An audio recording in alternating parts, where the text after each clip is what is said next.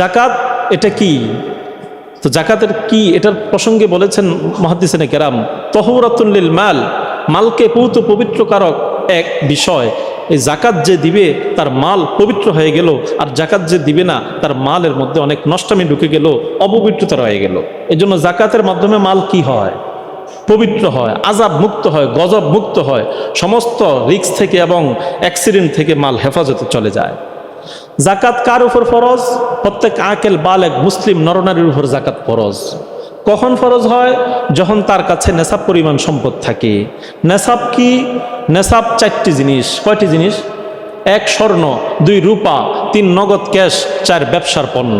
1 স্বর্ণ, 2 রূপা, 3 নগদ ক্যাশ, 4 ব্যবসার পণ্য। এই 4 সম্পদ যদি কারো কাছে থাকে, নেশাব পরিমাণ হলে তার উপর জাকাত ফরজ হয়। এখন প্রশ্ন হয় নেশাব এর পরিমাণটা কি? তো এক একটার ক্ষেত্রে এক একটা নেশাব। স্বর্ণের ক্ষেত্রে নেশাব হচ্ছে 7.5 তোলা স্বর্ণ।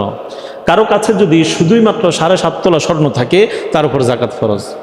2 নম্বর রূপার ক্ষেত্রে নেশাব হচ্ছে 52.5 ভরি রূপা। কারো কাছে যদি 52.5 ভরি রূপা থাকে তার উপর কি ফরজ? স্বর্ণ নাই, শুধু রূপা আছে, আর কিচ্ছু নাই, বাস তার উপর জাকাত ফরজ। অথবা ব্যবসার পণ্য আছে, তাহলে তার কাছে ব্যবসার পণ্য কিংবা নগদ ক্যাশ, এই দুইটা বা দুইটার যে কোনো একটা, যদি রূপার 52.5 ভরি রূপার সমমূল্য পরিমাণ, 52.5 ভরি মূল্যের সমপরিমাণ টাকা অথবা ব্যবসার পণ্য যদি আপনার আয়ত্তে থাকে, আপনার উপর জাকাত কি? ফরজ। তাহলে জাকাত কার উপর ফরজ, কখন ফরজ, নেশাব কি, এ সংক্রান্ত কিছু কথা বললাম। অস্পষ্ট থাকলে আমার থেকে অথবা হুজুর থেকে জানা নিয়েন, এখানে আর তো বিস্তারিত বলার সুযোগ নেই।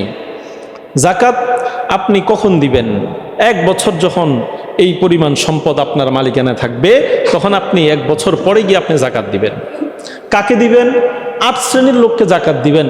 8 শ্রেণীর লোকদের মধ্যে আমাদের সমাজে সাধারণত গরিব ফকির মিসকিন আছে, তো এদেরকে দিয়ে দেন। 8 শ্রেণীর লোক বলার সময়ও নাই, সুযোগও নাই। তো গরিব ফকির মিসকিন মানে হচ্ছে যে নেশাব পরিমাণ সম্পদের মালিক না, তাকে আপনি জাকাতটা দিবেন, সে হকদার।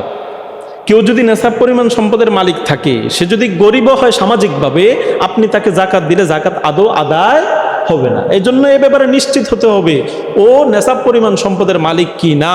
যদি না হয় আপনি নিশ্চিত থাকতে পারেন ওকে দিতে পারেন। আর সে যদি গরিবও হয়, ফকিরও হয়, ভিক্ষা করে প্রতিদিন, ভিক্ষুক, কিন্তু এমনও ভিক্ষুক অনেক আছে আমাদের সমাজে যার 2-3টা অ্যাকাউন্ট আছে। আর মিয়া বিমান দিয়ে টিকিট কেটে বাহিরে গিয়ে ভিক্ষা করে, এমন ভিক্ষুক আমাদের বাংলাদেশে অভাব নাই। আপনি তো হয়তো ভাবতে পারেন সে ভিক্ষুক, মসজিদে শুক্রবারে টাকা চায় অথবা বাড়িতে এসে টাকা চায়। না, খোঁজ করে দেখেন, তার নিজের নামে অ্যাকাউন্ট আছে, তার ছেলের নামে, তার মেয়ের নামে অ্যাকাউন্ট আছে এই আপনার ব্যাংকে।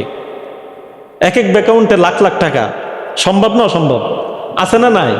হ্যাঁ, জাকাত দেওয়া হবে না, সাবধান। জাকাত কাকে দিবেন? তো যে অসচ্ছল বা নেশাব পরিমাণ সম্পদের মালিক না, তাকেই দিবেন। বাকি এর মধ্যে 2 শ্রেণীর লোককে আপনি প্রাধান্য দিতে পারেন। 1 নম্বর হচ্ছে আপনার আত্মীয়, 2 নম্বর হচ্ছে মাদ্রাসায় পড়ুয়া তালিবুল ইলম।